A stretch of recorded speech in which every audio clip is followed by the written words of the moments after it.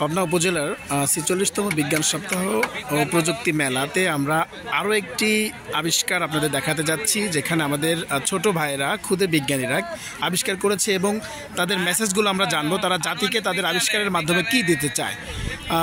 তোমাদের মধ্যে কেউ একজন তোমাদের প্রজেক্টের নাম এবং তোমাদের পরিচয়টাও দিবা, তাহলে সবচেয়ে ভালো হবে। ওকে, ঠিক আছে। আসসালামু আলাইকুম, আমি বাদন সরকার, আসছি পাবনা পলিটেকনিক ইনস্টিটিউট থেকে। তো আমাদের প্রজেক্টের নাম হচ্ছে IoT based smart agriculture. Bangladesh একটি কৃষি প্রধান দেশ। বিশ্বের অন্যান্য দেশের সাথে তাল মিলিয়ে বাংলাদেশকেও কৃষির দিক থেকে, টেকনিক্যাল দিক থেকে এগিয়ে নিয়ে যাওয়ার জন্য আমাদের এই প্রজেক্টটি তৈরি করা।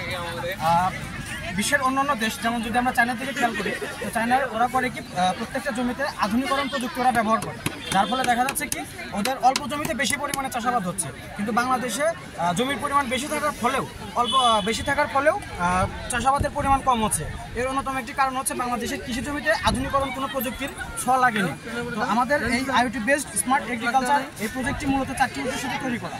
আমাদের প্রথম উদ্দেশ্যটা হচ্ছে একজন কৃষকের শ্রম লাঘব করা, দ্বিতীয় উদ্দেশ্যটা হচ্ছে একজন কৃষকের সময় বাঁচানো, তৃতীয় উদ্দেশ্য হচ্ছে আমার মতো যুব সমাজ যারা আছে এদেরকে কৃষির দিকে ধাবিত করা, আর চতুর্থ উদ্দেশ্যটা হচ্ছে মিঠা পানির অপচয় রোধ করা। আমাদের এই প্রজেক্টটি ইন্টারনেটের মাধ্যমে পৃথিবীর যে কোনো জায়গা থেকে কন্ট্রোল করা যায়। আরেকটু আছে, মানে আমরা এখন প্র্যাকটিক্যালি আর কি বিষয়টা দেখব। আচ্ছা আচ্ছা,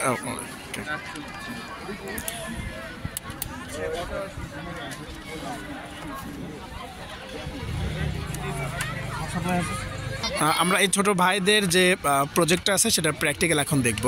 আচ্ছা, প্র্যাকটিক্যাল দেখাও তো। আমরা এখন আপনাদেরকে দেখাবো আমাদের এই প্রজেক্টটা প্র্যাকটিক্যালি কীভাবে কাজ করে। তো আমরা এখন ইন্টারনেটের মাধ্যমে এখানে একটা এলইডি ল্যাম্প ব্যবহার করেছি, ফিলামেন্ট ল্যাম্প। আমাদের কাছে এখন ওয়াটার পাম্প নেই, তো আমরা এখন এই ল্যাম্পটাকে আপনাদেরকে জ্বালিয়ে দেখাবো, যেন আপনারা বুঝতে পারেন যে আমরা এই ল্যাম্পটাকে জ্বালানো যদি সক্ষম হয় তাহলে হচ্ছে আমরা একটা এসি মোটরকে আমরা চালাতে সক্ষম হব। তো এটা হচ্ছে আমাদের মোবাইলের ওয়েবসাইট। তো এখান থেকে হচ্ছে আমরা এই পুরো কৃষিকার্যটাকে আমরা কন্ট্রোল করব। তো এখন হচ্ছে আমরা পাম্পটাকে চালু করছি। তো দেখেন এখানে হচ্ছে আমাদের লাইটটা জ্বলে গেছে, তার মানে আমাদের হচ্ছে এখন ওয়াটার পাম্পটা চালু আছে। ওয়াটার পাম্প চালু থাকার ফলে আমাদের কি হবে, এখানে আমরা একটা ড্রেনিং সিস্টেম তৈরি করেছি। তো ড্রেনিং সিস্টেমের মাধ্যমে এখান দিয়ে হচ্ছে পানি চলে আসবে আমাদের গেটে। আমাদের গেটে পানি আসার পরে আমরা হচ্ছে পরবর্তী কাজ হবে কি, আমাদের এখানে দুইটা জমিতে দুইটা গেট ব্যবহার করা হয়েছে। এই দুইটা গেটের একটা গেটকে আমাদের খুলে দিতে হবে। খুলে দেওয়ার ফলে হবে কি, এই পানিটা আমাদের এই জমিতে প্রবেশ করবে। তো এখন আমি একটা গেটকে খুলে দিচ্ছি স্লাইডারের মাধ্যমে। তো এখানে আপনারা দেখতে পাচ্ছেন যে আমাদের একটা গেট খুলে গেছে। খুলে যাওয়ার ফলে আমাদের এখানে হচ্ছে এখন পানি আসতেছে, আমরা এটা ধরে নিচ্ছি আর কি। তো পানি আসার ফলে কি হবে, আমরা এখানে একটা সয়েল ময়েশ্চার সেন্সর ব্যবহার করেছি। এই সেন্সরটার মাধ্যমে এই পানিটাকে আর কি ডিটেক্ট করবে জমিতে। পানি ডিটেক্ট করার পরে আমাদের হচ্ছে মোবাইলেতে দেখাবে যে কত % পানি আছে।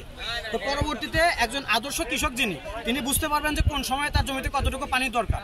তো যখন একজন কৃষক বুঝতে পারবেন যে তার এই জমিতে পানি হয়ে গেছে, তখন তিনি হচ্ছে ফোনের মাধ্যমে এই জমির গেটটাকে বন্ধ করে দিবেন। বন্ধ করে দিয়ে পরবর্তী জমির গেটটাকে তিনি চালু করে দেবেন। ফলে এই পানিটা এই জমিতে না আসে, তখন এই জমিতে চলে যাবে। এই জমিতে চলে যাওয়ার পরেও এখানে হচ্ছে আমাদের একটা সয়েল ময়েশ্চার সেন্সর আছে। এটা হচ্ছে আমাদের এই পানিটাকে ডিটেক্ট করবে। ডিটেক্ট করে কতটুকু পানি আছে আমাদের মোবাইলের ড্যাশবোর্ডে উনি দেখাবে, যার ফলে হচ্ছে দেখা যাচ্ছে কি আমাদের মিঠা পানির যে অপচয় রোধটা হয়ে যাচ্ছে। আমরা একটু এর সাথে আরও একটু বিষয় অ্যাড করতে চাচ্ছি, সেটা হচ্ছে বর্তমানে বাংলাদেশে আপনার হচ্ছে মিঠা পানির 40% আমাদের কৃষিকাজে ব্যবহার হয়। এই কৃষিকাজে ব্যবহৃত 40%-এর 10 থেকে 12% পানি আমাদের হচ্ছে ওভারল্যাপিং হয়ে এটা হচ্ছে নষ্ট হয়ে যায়, যার ফলে দেখা যাচ্ছে যে আমাদের প্রত্যেক বছরই মিঠা পানির লেয়ার আস্তে আস্তে নেমে যাওয়ার ফলে আমরা মিঠা পানির থেকে মিঠা পানির যে লেয়ারটা ওটা আর কি খুঁজে পাচ্ছি না, যার ফলে দেখা যাচ্ছে যে মিঠা পানির একটা অভাব দেখা দিয়েছে আমাদের মাঝে। আমাদের প্রজেক্টের সাথে আরেকটা সিস্টেম অ্যাড করা হয়েছে, এটা হচ্ছে অন গ্রিড সোলার ট্যাকিং সিস্টেম।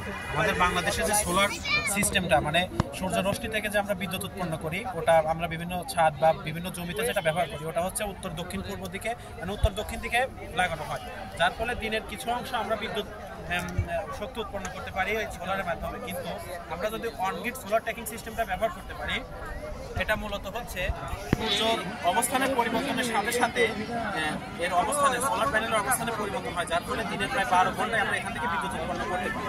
এর বিদ্যুৎ উৎপন্ন হয় হচ্ছে ডিসি বিদ্যুৎ, এটা আমরা ইনভার্টারের মাধ্যমে এসিতে কনভার্ট করতে পারি। এই এসি বিদ্যুতের মাধ্যমে আমরা ওয়াটার পাম্প যেমন চালাতে পারি। আমাদের যেহেতু সবসময় ওয়াটার পাম্পটা চালানোর প্রয়োজন হয় না, সেহেতু আমরা যে বাকি বিদ্যুৎটুকু আছে এটা আমরা ডিস্ট্রিবিউশন লাইনে প্রেরণ করে ওখান থেকেও আর্থিকভাবে লাভবান হতে পারি। এটাই হলো আমাদের আমি একটু প্রজেক্টের আমাদের এই প্রজেক্টটা কিভাবে কাজ করে এটা একটু আমি আপনাদেরকে দেখাতে চাচ্ছি। তো দেখেন এখন আমাদের সূর্যটা হচ্ছে আমাদের মাথার উপরে আছে, এটা এখন 90 ডিগ্রি অ্যাঙ্গেলে আছে। তো আমি যদি ফোনের ফ্ল্যাশটাকে একটু এখানে সংযুক্ত করি, তো আস্তে আস্তে যখন আমার লাইটটাকে আমি হচ্ছে এখানে ব্যবহার করছি, তখন এটা হচ্ছে আবার ধীরে ধীরে নিচের দিকে মুভ করতেছে। আবার যদি একটু উপরের দিকে দেই, তো এইভাবে হচ্ছে আমাদের এই সোলার ট্যাকিং সিস্টেমটা কাজ করে। ঠিক আছে, অনেক অনেক ধন্যবাদ এত সুন্দর একটা প্রজেক্ট করার জন্য।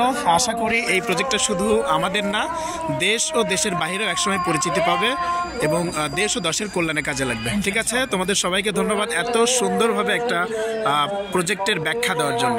ঠিক আছে, ভালো থাকো।